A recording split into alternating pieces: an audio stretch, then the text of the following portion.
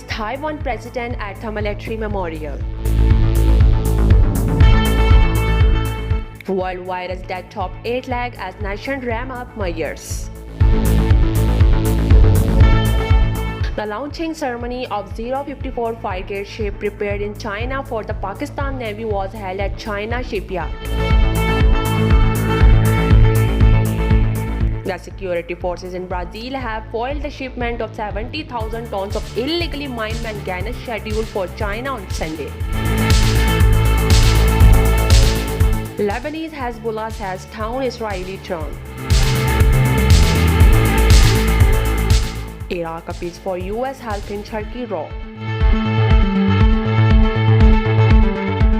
Indian Air Force pilot shoots himself with service pistols. Indonesian police to investigate huge blast at Attorney General office. Jordan faces full curfew in coronavirus hotspot. Mahatma Gandhi glasses auctioned for £260,000 in UK.